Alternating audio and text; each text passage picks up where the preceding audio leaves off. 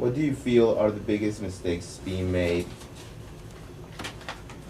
in the process of finding or landing a job as a designer in the industry? I think students pay too much attention to only what they're doing in school, and I think that they should pay more attention to what's going on in the industry. When I interview a lot of students, it seems as though that they're not as familiar with what's going on in the industry as they should.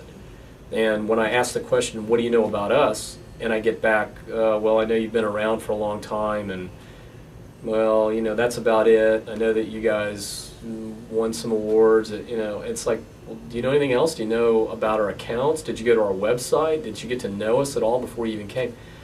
And a lot of times I don't see that in students, and I think that what they do is they focus so much on school. They think that if they do that, which is great, you need to focus on what you're doing there, but you also have to reach out and you have to know what's going on in the industry.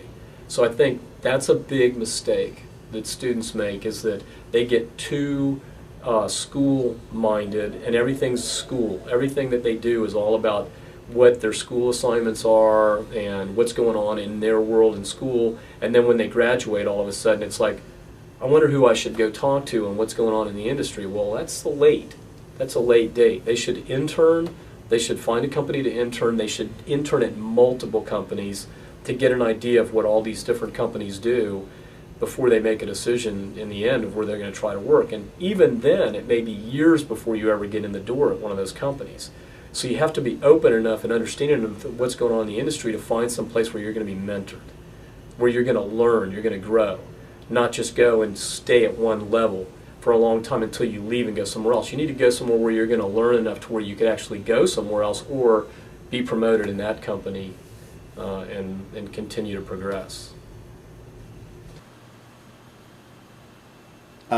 Biggest mistake in finding a job? Yeah, finding, landing a job. Right. I think it goes back to kind of what I said about research.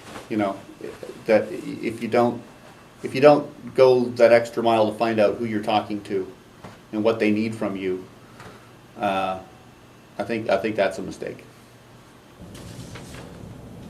It's not the last. I think maybe the biggest mistakes in the process of finding a job are going to be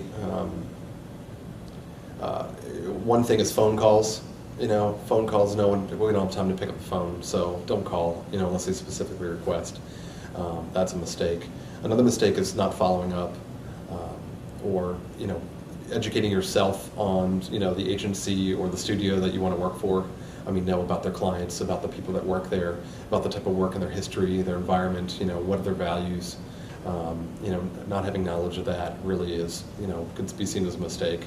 As far as a mistake of landing a job, I guess I'm not sure how to exactly answer that one.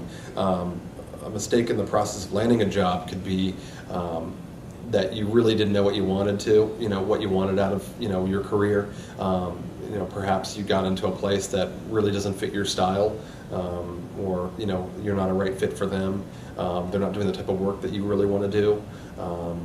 Occasionally, I think when you're starting out, you're not always going to get that opportunity to do the work that you want to do. But as your career progresses, really know what you're getting into and what you want to do, and you'll find the right place. Biggest mistakes, like I've said before, is when you're looking for a job, to really don't just make up 10 resumes and go look for companies. You really want to go look for companies, but you want to do research about them. You want to find out, because our atmosphere and the way that we're put together is completely different from how another organization might be. Some companies are more in it for marketing. They do a little bit of design, but they're not a full-fledged just doing it for the design part, which we're more of like an interactive design company.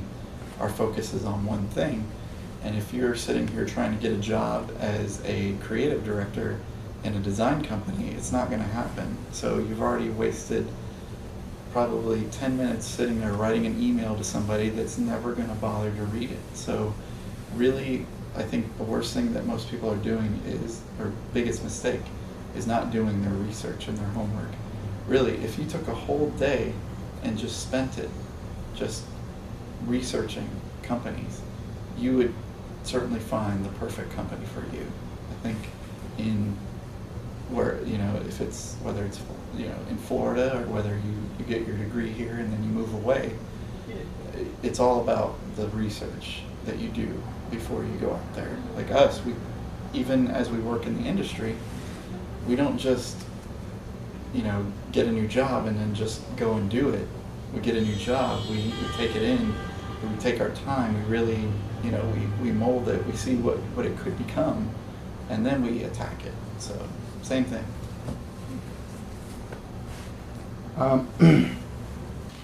I think the biggest mistakes that I'm finding for people who are coming right out of school is the expectation that you're going to come out of school and be an art director. You know, it's like you may come out of school and you may be a designer or you may be a production artist, but, you know, even if you go someplace and they give you the title of art director, you're not an art director. You don't have the skills to be an art director. Until you work in the real world, I don't care even if they did mock, you know, art direction at school, it's just not the same. So, you know, you can be an art director in title, but you won't have the skills to be able to fulfill that job. So I think it's just unrealistic expectations.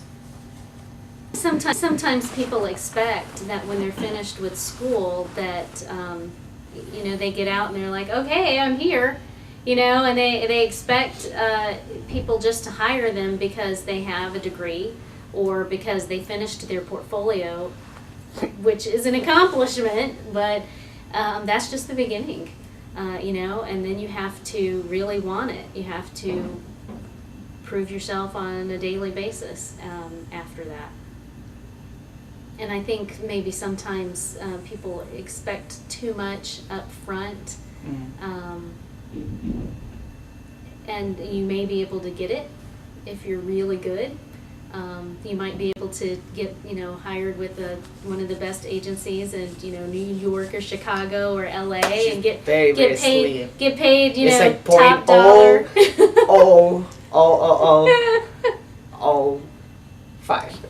5%.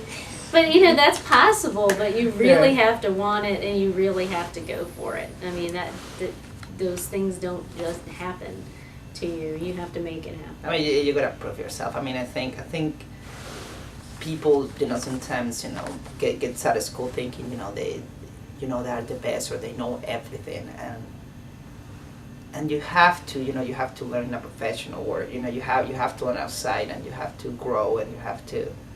There's always stuff to learn, you know, and you gotta prove yourself, and you know, you gotta earn it. You know, it's not just get out and you have it. You know, we still earn it. I mean, we still, you know, trying to earn more stuff. You know, and you know, and you'll be like that for the next 20 years. You know, it never stops. So you gotta be willing to learn.